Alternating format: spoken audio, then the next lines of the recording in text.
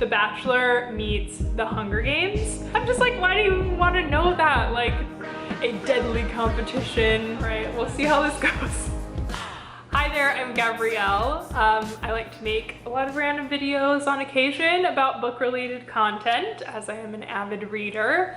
And I was kind of interested, if you watch a lot of my videos normally, I started making, book-related videos a bit less than a year ago. And I often like to read a lot of the books that are popular being discussed on social media, at least within the fantasy and romance fantasy genre, or romantasy, as we like to call it. But I just love the aspect of like feeling in community with other people and like wanting to know what the hype is about certain books. And so I kind of figured, it doesn't happen that often, but I kind of figured that whenever I do find a book that is hyped up on social media, I might as well just make a video like series or playlist on YouTube about the ones that I actually do enjoy and would recommend. Sometimes you will catch me sharing about books I don't like. I am honest in that regard. I don't totally think positively about books, and I think there is some value in sharing negative reviews about books to warn people off about, problematic content. But I think there's also some benefit in talking about the good. So I figured I'd start a new series where if I find a book that is hyped up on TikTok or social media in general and I enjoy it, I will share a review with you here. So today we are here, as you can probably see from the title or thumbnail, whatever, to discuss Trial of the Sun Queen. So this is what it looks like on Kindle. It's by the author Nisha Tuli, I believe it's pronounced, and it is the first book within a series, I believe, called Artifacts of Oranos, I want to say. Yeah, Artifacts of Oranos, okay. This book has been very hyped. A lot of the claims that many books nowadays get, it's the new ACOTAR meets XYZ. This one is hyped as, what the author promotes it as is The Bachelor meets The Hunger Games.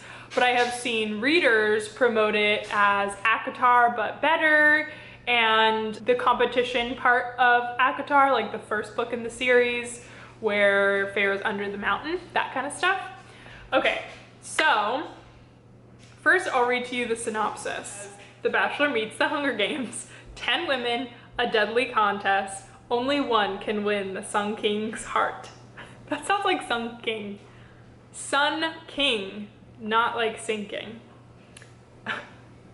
Only one can win the Sun King's heart.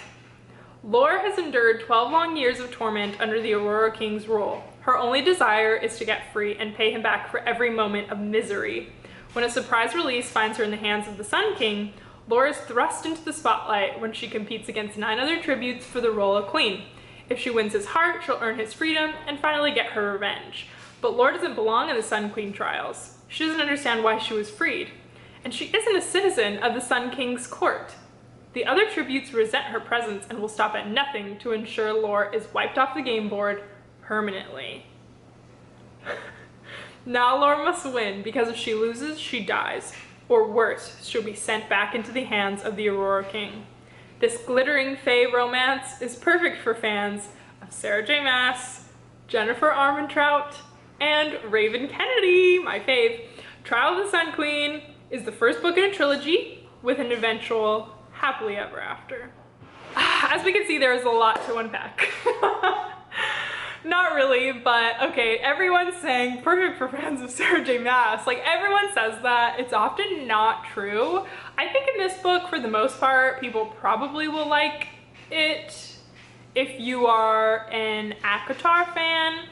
I don't know about Throne of Glass fans, but whatever. Okay, I'm interested to know your thoughts, first of all, on the fact that the author shares that there will be an eventual happily ever after. I see some indie artists do this, and this is independently published from what I am aware of and saw online. And I get the desire to do that for readers' sake, but it also kind of ruins a bit of the suspense before you ever even get into it. Like, I don't know, happily ever after, we know in the traditional sense that means the love interests will end up together and everything will be right in the world. But also it kind of defeats the opportunity to create a new vision of what happy means for the characters themselves. And maybe I'm getting ahead of myself. Maybe the author is going to do a unique take on what happily ever after means for them. But I feel like by stating it so early before the series is out, it just kind of gives a little bit of a perception that you don't necessarily need to give readers. This is like besides the point of Trial of the Sun Queen, but it's just something I noticed in the description that kind of stood out to me in a bad way. I don't love that. Like, that is a major spoiler, I would say, and I don't think it's good or benefits the reading experience. Let me know your thoughts on that, because I know some people specifically ask authors, especially indie authors, all the time, like, oh, will this end in a HEA, as they call it, happily ever after? And I'm just like, why do you want to know that? Like, I guess it can help if you want like a cozy read that isn't going to stress you out, but also that's kind of the joy of reading, is like wondering what's happening. Anyways, back to the story. This whole review video will be as spoiler free as I can make it, so I'll go mostly based off of what's included in the synopsis itself, and we'll share a little bit of my thoughts towards the end from my reading experience with the book. So as we learned from the description, Lore is our main character. She first starts off the book trapped in prison, so like she's a prisoner. And then as you hear, she's like mysteriously released. Someone captures her and brings her to the trial for the Sun King's heart. So throughout this competition, all the girls are doing deadly sort of trials. I don't know another word to do it, like deadly tests, some physical, other mental, to see their ability and worthiness, I will say, for who will be, you know, marrying the Sun King. She's confused at first when she gets there, but eventually she learns that because of certain reasons, she needs to go along with it and compete.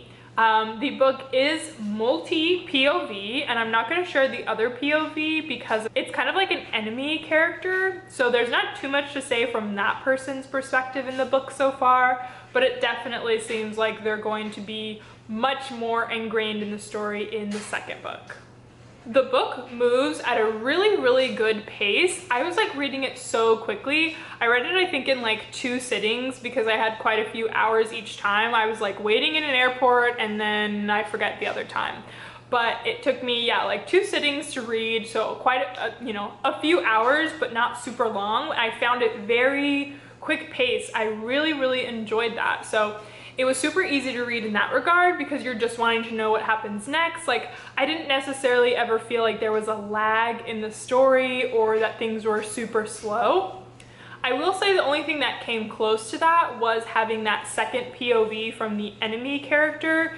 It seemed a little bit early on to have that person involved because you kind of assume what's going to become of them in the story and how they'll be further involved. But I think it would have benefited the reader to just have Lore's POV to really build up the universe and just keep the story focused on the competition that she was competing in. Overall, I gave the book a 3-star, which for me is like, it was a solid, good book. I would recommend it to certain people, and I think a lot of people would enjoy this.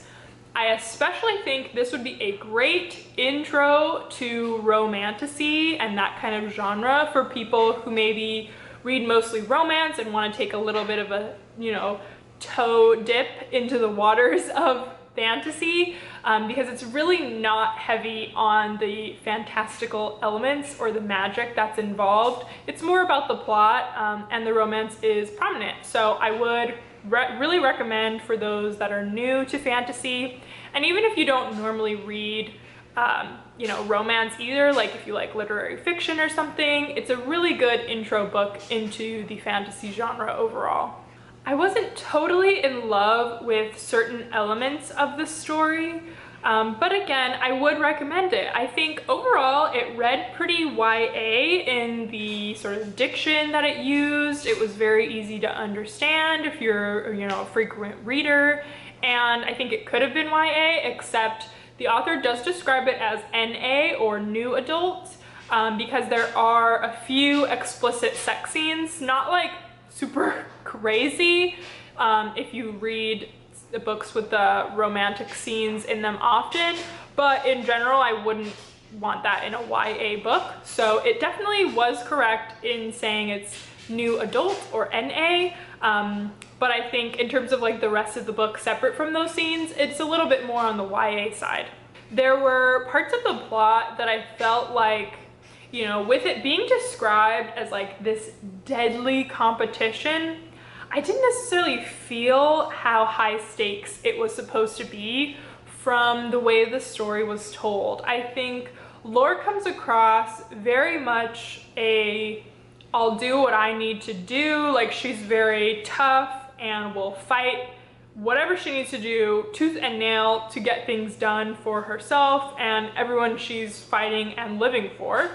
So she definitely comes across as like very capable and strong, but I don't know what could have improved the experience for me. I don't know if maybe it was like Lore being more vulnerable during the trials, or maybe if there was more descriptive text around how the scenes looked around Lore, because there was often a lot of internal dialogue, and so I didn't feel like I could fully envision everything that was happening around her.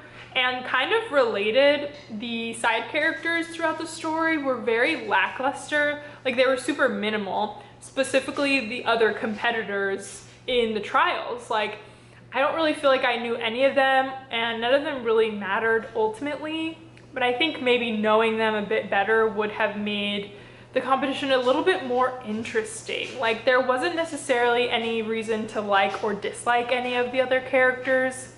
And we definitely had certain elements to them that are typical of this type of competition. Like, you know, they're all girls in this case. So one girl is like the super snotty and snooty rich girl who thinks that she's gonna do everything easily. There's the other like super insecure one that needs help. You know, there's like the typical cast that you get for a deadly competition, whatever. So I don't know, there just needed to have been more depth overall, I think. Like I wasn't super wowed by this, but the writing itself was like good. Like I wasn't finding myself being like, oh, that was a little rough, you know, things like that. So yeah, that's my review overall without having too many spoilers. I think I will continue the series at some point. I'm not like super itching to read it now or read the rest, and I believe the second book has been released and the third one's coming out later this year. Don't quote me on that, but I'm sure I'll read them eventually because I am interested enough, but I'm not super dying for the next one. So we'll see. I know a lot of people have really liked this book lately, so thanks for tuning in. Let me know if you read this book or if it has been on your TBR. And yeah, what are your thoughts on the kind of increase or resurgence, I should say, of competition-based books? I did a book on the very popular series, The Serpent and the Wings of Night, that I think I came out last year, and I did my review a few months ago. So I will probably add that video to this new series I'm starting as well, but don't hold your breath and I'm not holding my breath for any regular videos within this series, because again, I only want to talk about books I enjoy, and I find I don't enjoy more than I do enjoy. So yeah, thanks for being here. Hope you enjoyed. Let me know your thoughts, and subscribe if you're so inclined. I'll see you in another video soon. Bye.